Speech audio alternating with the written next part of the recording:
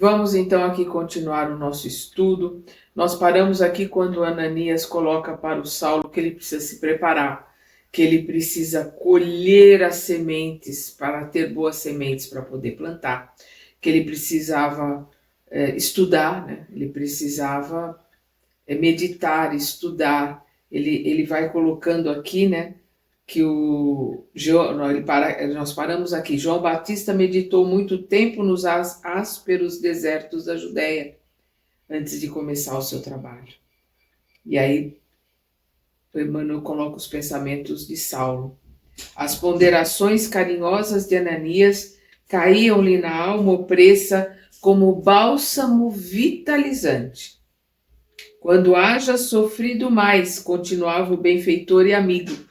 Então é bem interessante aqui, porque nós vamos ver que o Emmanuel já está colocando aqui, né? Porque na cabeça do Saulo é um benfeitor e um amigo, o Ananias. Né? Naquele pouco tempo que eles tinham se conhecido, aquele pouco tempo que eles estavam juntos, ele é um amigo e um grande benfeitor dele. Então, quando haja sofrido mais, quer dizer, quanto mais tempo tiver aprendido, tiver fortalecido, criado uma couraça, né, de estudo, de aprendizado, de entendimento, né, de dor, continuava o benfeitor e amigo sincero. Terás apurado a compreensão dos homens e das coisas. Então, vá meditar, vá aprender, vá estudar, vá se preparar antes de começar a fazer alguma coisa. Só a dor, continua Ananias, só a dor nos ensina a ser humanos. Quando a criatura entra no período mais perigoso da existência, depois da matinal infância e antes da noite da velhice. Quando a vida exubera energias, Deus lhe envia os filhos, para que com os trabalhos se lhe enterneça o coração. Pelo que me has confessado, é possível não venhas a ser paz. Pelo que me has confessado, é possível que não venhas a ser pai. Ele colocou para o Ananias, né, que ele ia dedicar a vida dele só ao trabalho, aos ensinamentos de Jesus. Mas terás os filhos do Calvário em toda parte, os filhos da dor, né, os filhos do sofrimento em toda parte. Não viste Simão Pedro em Jerusalém rodeado de infelizes? Naturalmente encontrarás um lar maior na terra, onde serás chamados a exercer a fraternidade, o amor, o perdão. É preciso morrer para o mundo, para que o Cristo viva em nós. É preciso morrer para o mundo, para a ilusão, para as coisas do mundo, para que o Cristo possa viver verdadeiramente em nós.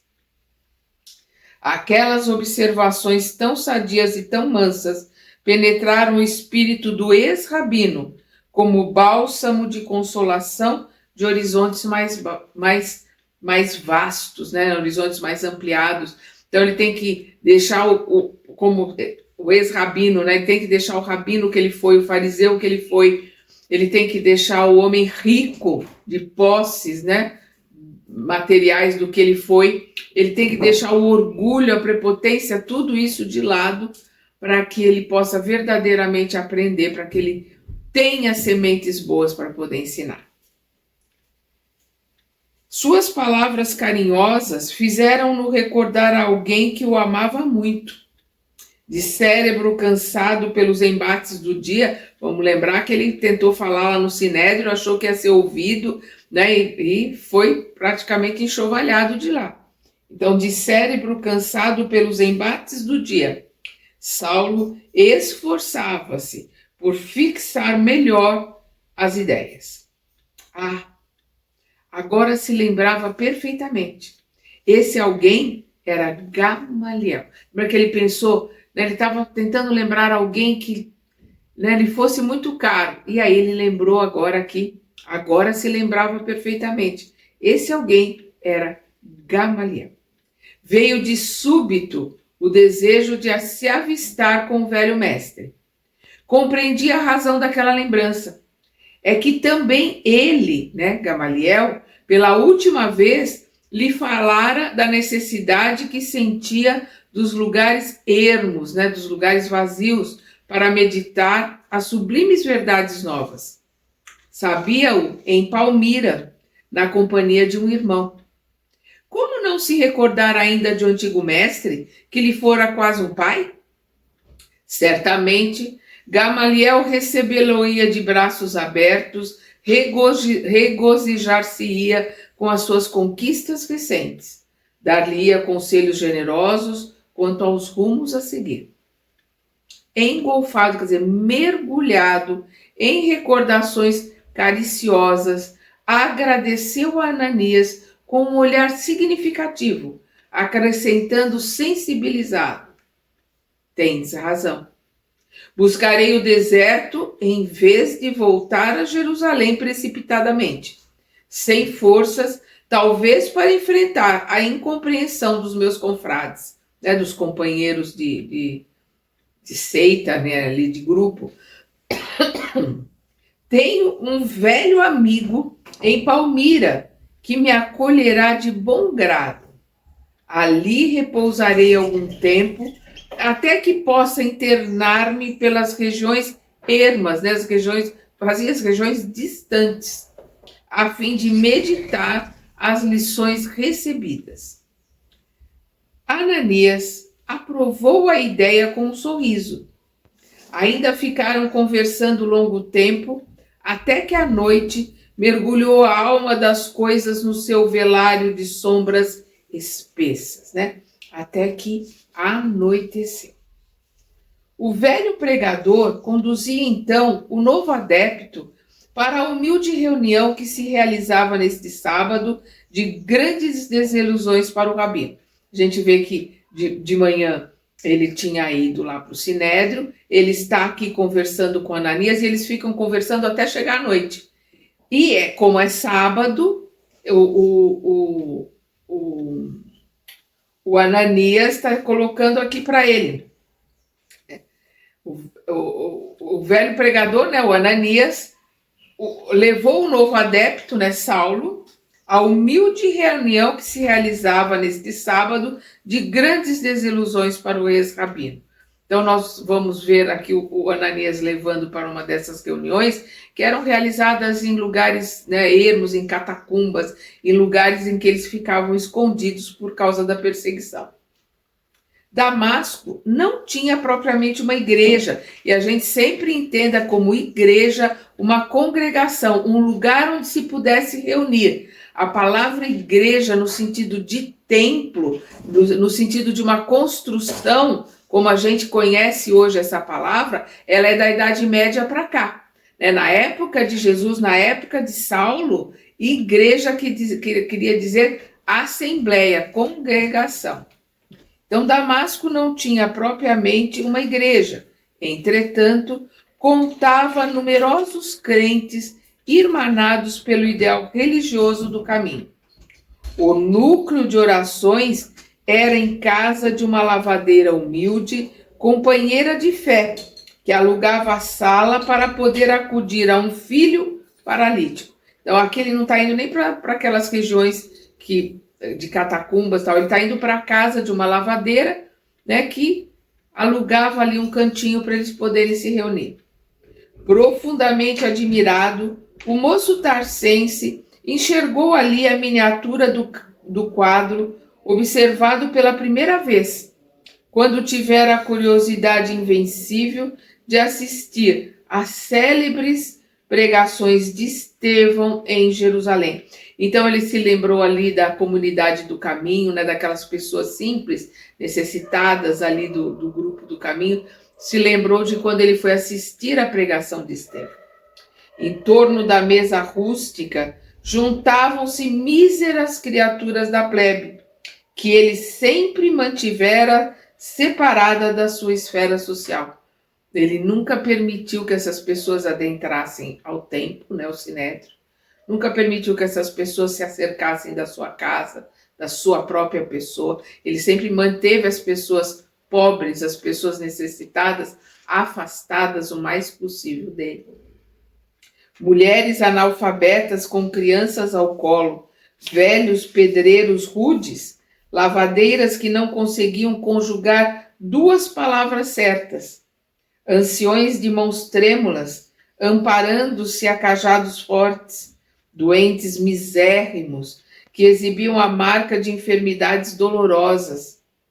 A cerimônia parecia ainda mais simples que a de Simão Pedro e seus companheiros galileus. Então ele achou aquela cerimônia, aquele pessoal ainda mais simples, a cerimônia ainda mais simples do que ele viu lá na casa do caminho, né? Do Simão Pedro e seus companheiros galileus. Ananias chefiava e presidia o ato. Sentando-se à mesa, qual patriarca no seio da família, rogou as bênçãos de Jesus para a boa vontade de todos. Em seguida, fez a leitura dos ensinos de Jesus, respingando, quer dizer, apanhando algumas sentenças do Mestre Divino nos pergaminhos esparsos. Os pergaminhos que ele tinha ali, que ele havia copiado, né, do que Simão Pedro tinha dado para ele copiar, que são os escritos de Levi, né, que é o Mateus. Depois de comentar a página lida, ilustrando-a com a exposição de fatos significativos, né, falando de assuntos e de fatos significativos dentro daquilo que eles estavam estudando, então, ilustrando-a com exposição de fatos significativos do seu conhecimento ou da sua experiência pessoal, quer dizer, ilustrando com seu conhecimento, com a sua experiência pessoal, dentro do assunto daquilo que estava sendo lido ali dos escritos de Levi, né? O velho discípulo do Evangelho deixava o lugar, percorria as filas de bancos e impunha as mãos sobre os doentes e necessitados. O que ele estava fazendo? Ele estava dando um passe em todas aquelas pessoas doentes e necessitadas que estavam ali. Comumente, segundo o hábito das primeiras células, né, dos primeiros grupos cristãos do primeiro século, ao memorar as alegrias de Jesus quando servia o repasto aos discípulos, né, quando servia o alimento aos discípulos, fazia-se modesta distribuição de pão e água pura, em nome do Senhor. Saulo serviu-se do bolo simples enternecidamente. Para a sua alma, o cibo mesquinho, o cibo é uma pequena quantidade de alimento, né? Para a sua alma, o cibo mesquinho tinha o sabor divino da fraternidade universal. A água clara e fresca da bilha grosseira soube-lhe o fluido de amor que partia de Jesus. Ou seja, aquela água que eles estavam distribuindo ali, ele soube que ali eram colocados fluidos de amor, os fluidos de Jesus, uma água fluidificada. Então eles estavam ali recebendo o passe que Ananias dava e bebendo água fluidificada para se melhorar. Então, a água clara e fresca da bilha grosseira soube-lhe a fluido de amor que partia de Jesus, comunicando-se a todos os seres. Ao fim da reunião, Ananias orava fervorosamente. Depois de contar a visão de Saulo e a sua própria, a visão de Saulo nas portas de Damasco e a sua própria, a visão de Ananias ali com Jesus, chamando para ele encontrar Saulo, para ele curar a cegueira de Saulo, para ele ajudar Saulo, é isso que Ananias conta. Então, depois de contar a visão de Saulo e a sua própria, nos comentários singelos daquela noite, pedia ao Salvador protegesse o novo servo em demanda Palmira, a fim de meditar mais demoradamente na imensidão de suas misericórdias. Ouvindo-lhe a rogativa que o calor da amizade revestia de encanto singular, Saulo chorou de reconhecimento e gratidão, comparando as emoções do rabino que fora com as do servo de Jesus que agora queria ser. Então ele ali comparou os sentimentos, ele viu o fervor, as orações verdadeiras daquele pessoal simples.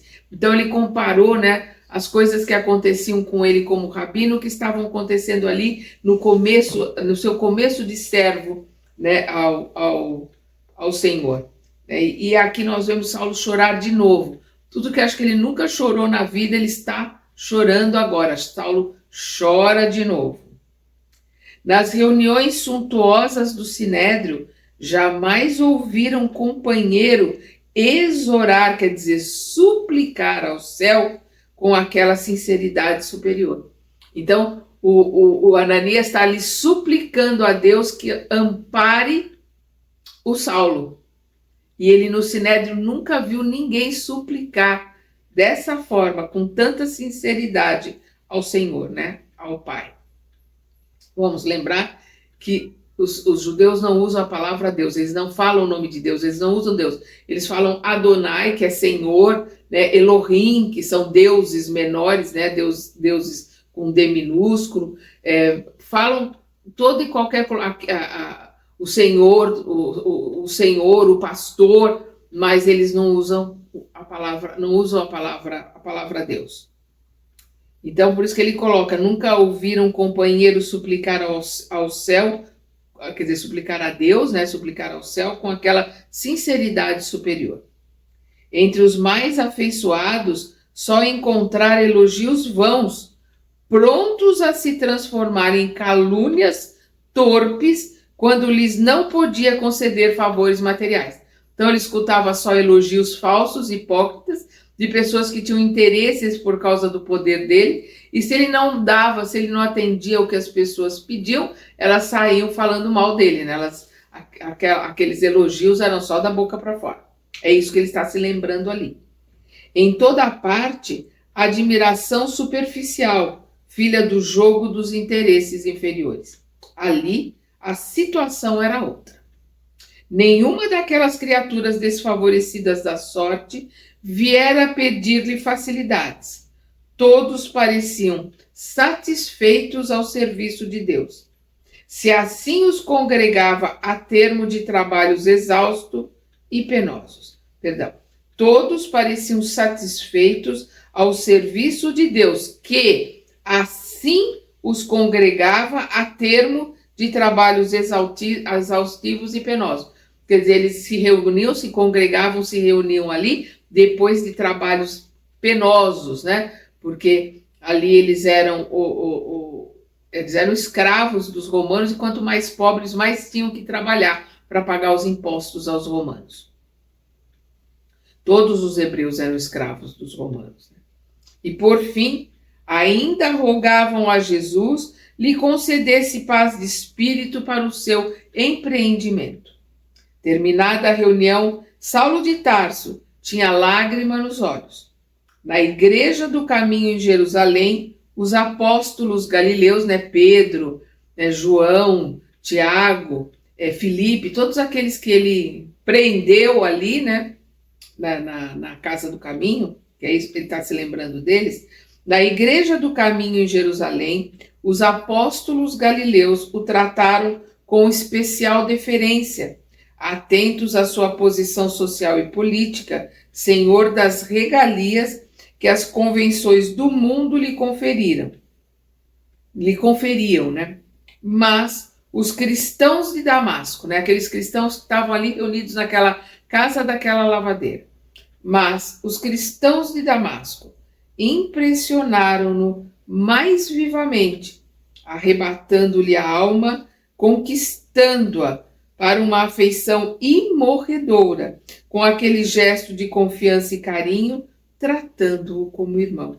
Então, aqueles cristãos ali de Damasco ganharam o amor, a confiança, o carinho, né? A atenção e o carinho de Saulo. Ele coloca que arrebataram-lhe a alma, conquistando a alma dele para uma afeição imorredora, que não iria morrer, não iria desaparecer em tempo algum. Com aquele gesto de confiança e carinho, tratando-o como irmão. Um a um, apertaram-lhe a mão com votos de feliz viagem. Alguns velhos mais humildes beijaram-lhe as mãos. Tais provas de afeto davam-lhe novas forças. Se os amigos do judaísmo lhe desprezavam a palavra, assintosos e hostis, quer dizer, de propósito, de uma forma agressiva. Assintoso é de propósito e agressivo. Quer dizer, de uma forma agressiva, né? Desprezavam o que ele estava falando de propósito. Então, eles desprezavam a palavra, assintosos e hostis. Começava agora a encontrar no seu caminho os filhos do Calvário, né? Os filhos da dor, os filhos do sofrimento, seguidores de Jesus. Pela primeira vez na vida, olha a colocação que o Emmanuel está colocando aqui, porque o Emmanuel está nos trazendo os sentimentos e os pensamentos de Saulo. Pela primeira vez na vida, revelou interesse pelo sorriso das criancinhas. Ele nunca havia tido nenhum tipo de interesse, nunca tinha dado nenhum tipo de atenção a uma criança. Olha que coisa bruta, como ele é um homem bom. A gente vê que ele é um homem bom, orgulhoso, prepotente, mas um homem bom, mas que nunca tinha dado uma atenção a uma criança. Que coisa triste, né? É aqui a gente está vendo. Pela primeira vez na vida, revelou interesse pelo sorriso das criancinhas. Como se desejasse retribuir as demonstrações de carinho recebidas, tomou nos braços o menino doente. Então, pela primeira vez, ele começou a prestar atenção no rostinho, no sorriso de uma criança. Pela primeira vez na vida, ele pegou uma criança doente no colo. Nós estamos vendo as transformações de Saulo caminharem assim a galope, não são nem passos largos, são galopes. Está se transformando. Como se desejasse retribuir as demonstrações de carinho recebidas, tomou nos braços o menino doente. Diante da pobre mãe sorridente e agradecida, fez-lhe festas, acariciou-lhe os cabelos desajeitadamente. Não sabia nem como acariciar, nem como brincar com uma criança. Entre os espinhos agressivos de sua alma apaixonada, começavam a desabrochar as flores de ternura e gratidão. Então, aquele homem voluntarioso, prepotente, ali está começando a ter ternura, a ter gratidão, a ter amorosidade no coração. Ananias estava satisfeito.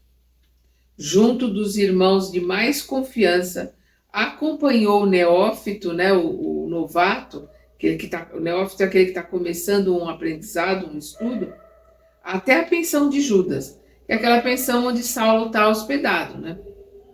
Aquele modesto grupo desconhecido percorreu as ruas banhadas de luar, estreitamente unido e reconfortando-se em comentários cristãos. Então a gente vê aqui que o que ele fez? O Ananias pegou os irmãos de mais confiança, né? Ele, junto dos irmãos de mais confiança, acompanhou Saulo até a pensão de Judas. Até porque Ananias devia ter alguma preocupação do pessoal do Sinédrio estar procurando Saulo para prender, né? Para apedrejar não pode porque ele é um cidadão romano, mas para prendê-lo. Então ele pegou homens da sua confiança ali para dar uma proteção ao Saulo e levá-lo até a hospedaria que ele estava. Aquele modesto grupo desconhecido percorreu as ruas banhadas de luar, estreitamente unido e reconfortando-se em comentários cristãos. Saulo admirava-se de haver encontrado tão depressa aquela chave de harmonia que lhe proporcionava segura confiança em todos. Então ele ficou admirado de haver encontrado novos amigos, amigos tão sinceros, pessoas tão simples e com conhecimento dos ensinamentos do Cristo. Teve a impressão de que nas genuínas comunidades do Cristo a amizade era diferente de tudo que lhe dava expressão nos agrupamentos humanos. Ou seja, aquela amizade, aquela sinceridade, aquela irmandade que ele estava sentindo e vendo ali, ele não sentia e não sentiu em nenhum outro lugar. Nem no centro cultural, como era Tarso, na Grécia, onde ele estudou, nem em Jerusalém, nem nas escolas rabínicas que ele pertenceu.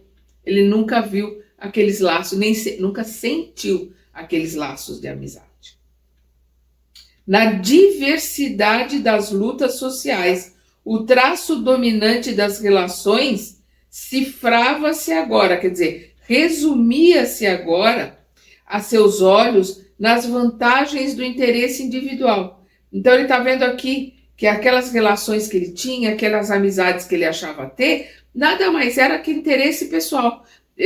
As pessoas tinham aquela amizade para com ele porque ele podia dar coisas a ela, porque ele tinha poder, porque ele tinha dinheiro, porque ele tinha riqueza. E era o dinheiro, a riqueza, é o título que ele tinha. Ele seria o sucessor de Gamaliel, né? A gente vê ali quando ele sai de Damasco, ele já está para ser nomeado sucessor de Gamaliel. Era esse poder que interessava as pessoas e não a pessoa dele. Então, na diversidade das lutas sociais, o traço dominante das relações resumia-se agora a seus olhos nas vantagens do interesse individual, ao passo que na unidade de esforços da tarefa do mestre havia um cunho divino de confiança, como se os compromissos tivessem o ascendente divino original, né? Como se esses compromissos fossem filhos, né? E são, né? Filhos, tivessem o ascendente divino, ou seja, antes deles tinha vindo um mestre divino para orientá-los, e veio. Esse ascendente divino que ele fala aqui é o mestre Jesus, é o Messias, que veio e que ensinou, que deixou aquelas orientações, mesmo que eles não tivessem conhecido Jesus, eles conhecendo os ensinos de Jesus, que eles veem que esses ensinos estão ratificando a lei, ratificando a Torá, que Jesus era judeu, e ele mesmo coloca que ele não veio demolir, não veio modificar a lei, mas veio ratificá-la, veio vivenciar a lei, colocar a lei em prática no dia a dia da vida, ou seja, colocar os ensinamentos da Torá na prática do dia a dia. Então eles compreendem com a maior facilidade os ensinamentos do Cristo. Todos falavam como nascidos no mesmo lar, ou seja, todos falavam como irmãos. Não era da boca para fora que eles se chamavam de irmãos. Todos ali se tratavam verdadeiramente como irmãos. Se expunham uma ideia digna de maior ponderação, faziam-no com serenidade e geral compreensão do dever. Se versavam, quer dizer, se estudavam assuntos leves e simples, os comentários timbravam franca e confortadora alegria. Então eles estavam ali buscando a compreensão do dever, o verdadeiro dever. E aí a gente lembra, né, o Evangelho segundo o Espiritismo, quando no capítulo dever, a gente vai ver lá que o nosso maior dever aqui como encarnado na Terra é a nossa mudança interior, é o nosso aprimoramento, a nossa transformação moral. E é isso que o Saulo está começando a fazer ali, o seu dever, ou seja, a sua transformação moral. Em nenhum deles notava a preocupação de parecer menos sincero na defesa dos seus pontos de vista, mas ao invés, simplicidade de trato sem laivo, sem ranço. Então ele vê que ninguém está ali como ele, né? Que ele mandou apedrejar Estevão porque ele sentiu o orgulho ferido do Estevão saber mais que ele. Ali ninguém está querendo mostrar que sabe, ninguém querer mostrar que é mais importante, ninguém querer mostrar isso ou aquilo. Eles estão ali buscando o conhecimento, buscando a compreensão, verdadeiramente interessados nessa compreensão para colocar em prática. Aqueles homens do Sinédrio, aqueles fariseus, aqueles doutores da lei, não colocavam em prática os ensinamentos da Torá. Então, voltando aqui. Em nenhum deles notava a preocupação de parecer menos sincero na defesa dos seus pontos de vista, mas, ao invés, simplicidade de trato sem ranço de hipocrisia, porque, em regra, sentiam-se sob a tutela do Cristo, que para a consciência de cada um era o amigo invisível e presente, a quem ninguém deveria enganar. Então eles sentiam a presença de Jesus ali no meio deles. Com certeza, Jesus estava ali no meio deles, porque como Jesus colocou, onde 2 ou mais estiverem em nome dele, lá ele estará. Consolado e satisfeito de haver encontrado amigos na verdadeira acepção da palavra, Saulo chegou à estalagem de Judas, despedindo-se de todos profundamente comovido. Ele próprio surpreendia-se com o sabor de intimidade com que as expressões lhe afloravam os lábios. Agora compreendia que a palavra irmão, largamente usada entre os adeptos do caminho, não era fútil e vã. Então ele se surpreendia com a intimidade das expressões, com a intimidade de se chamar os outros de irmão, com a facilidade de se sentir ali numa irmandade, de se sentir com os irmãos, de se sentir à vontade ali como servo do Cristo. E entendendo que a palavra irmão ali era na sua maior acepção, no seu maior significado, né? no significado de irmãos de amor, de irmãos verdadeiros. Não era uma palavra fútil, não era uma palavra vã. Os companheiros de Ananias conquistaram-lhe o coração. Nunca mais esqueceria os irmãos de Damasco. No dia imediato, contratando um serviçal indicado pelo estalajadeiro, que é o Judas, né? Saulo de Tarso, ao amanhecer, embora surpreendesse o dono da casa com seu ânimo resoluto, pôs-se a caminho da cidade famosa, situada em um oásis em pleno deserto. Então, logo cedinho, ele bem disposto, ele se pôs a caminho de Palmira, que é a cidade que está situada no deserto. Nas primeiras horas da manhã, saíam das portas de Damasco 2 homens modestamente trajados. A gente vê que ele já retirou aquelas roupas de homem grego, de homem culto, de homem rico, de doutor da lei, ele já tirou aquilo, se vestiu modestamente e junto com o homem que o estalajadeiro arranjou para ele contratar, para levá-lo até Palmira, 2 homens muito simples saíram da estalagem. É isso que o Emmanuel está colocando aqui. Nas primeiras horas da manhã, saíam das portas de Damasco 2 homens modestamente trajados, à frente de pequeno camelo, carregado das necessárias provisões. Então, eles carregaram um camelo com aquilo que eles necessitariam para a viagem, para chegar até Palmira.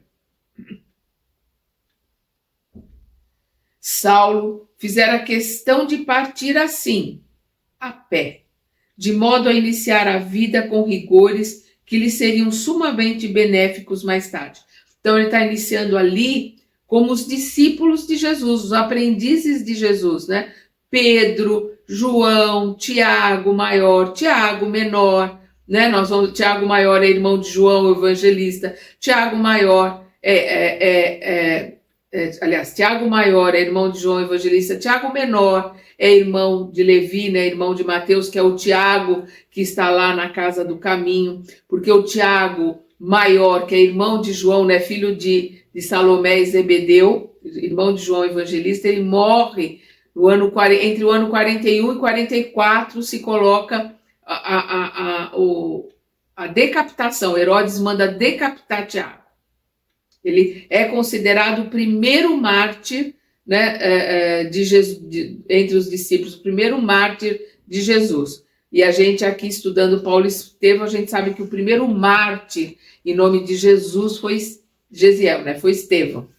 Mas a história, a igreja católica, as igrejas de uma forma geral cristãs, colocam o Tiago maior como o primeiro discípulo a ser sacrificado. Então, Saulo fizera questão de partir assim, a pé, de modo a iniciar a vida com rigores que lhe seriam sumamente benéficos mais tarde. Não viajaria mais na qualidade de doutor da lei, rodeado de servos, mas sim como discípulo de Jesus. Adstrito quer dizer ligado aos seus programas, ligado aos programas e aos ensinamentos de Jesus. Então aqui a gente está vendo que ele realmente está mostrando que ele é um vaso escolhido. Ele é alguém que, conhecendo a doutrina de Moisés, conhecendo a primeira revelação, agora buscando conhecer, estudando a segunda revelação, ele tem condições de pregar, principalmente para os gentios, que somos nós, aqueles que não são judeus. Por quê? Porque primeiro ele tinha que pregar o monoteísmo, primeiro ele tinha que ensinar o Deus único. Quando ele começa a pregar, primeiro ele ensina o Deus único, né? E ele tem isso na ponta da língua como judeu, como homem da lei, como rabino. E depois ele colocava os ensinamentos de Jesus. Ele tem o conhecimento para isso. Por isso ele, como Jesus coloca para Ananias, é um vaso escolhido, um vaso que será preenchido, né? Por esse motivo, considerou preferível viajar como beduíno. Beduíno é homem do deserto, né? Aqueles caminhantes do deserto. Por esse motivo, considerou preferível viajar como beduíno para aprender a contar sempre com as próprias forças, né? Sem servos, sem aparatos, sem nada. Ele foi como um homem simples do deserto. Sob o calor calcinante, quer dizer, extremamente quente, né, do dia, sob as bênçãos refrigeradoras do crepúsculo, porque no deserto à noite chega a fazer frio, a temperatura despenca. Seu pensamento estava fixo naquele que o chamara do mundo para a vida nova, porque ele era um homem do mundo e ele estava com a mente atenta, o pensamento fixo estava caminhando em meditação, lembrando dos ensinamentos que ele estava lendo ali nos pergaminhos, do homem, o pensamento estava fixo naquele que o chamara do mundo para a vida nova, né? Mestre Jesus. As noites do deserto, quando o luar enche de sonho a desolação da paisagem morta, são tocadas de misteriosa beleza. Sob as frondes, quer dizer, sob os ramos de alguma tamareira solitária, o convertido de Damasco aproveitava o silêncio para profundas meditações. Então ele meditava caminhando e aproveitava o silêncio da noite, embaixo de uma tamareira, para meditar nos ensinamentos do Cristo. O firmamento estrelado tinha agora para o seu espírito confortadoras e permanentes mensagens. Estava convicto de que sua alma havia sido arrebatada a novos horizontes, porque por meio de todas as coisas da natureza, e aqui natureza com N maiúsculo, Emmanuel aqui está falando da natureza como leis de Deus. A natureza com N maiúsculo são as naturezas como lei de Deus. Então ele coloca, vamos voltar aqui. O firmamento estrelado tinha agora para seu espírito confortadoras e permanentes mensagens. Estava convicto de que sua alma havia sido arrebatada a novos horizontes, porque, por meio de todas as coisas da natureza, parecia receber o pensamento do Cristo, que lhe falava cariciosamente ao coração.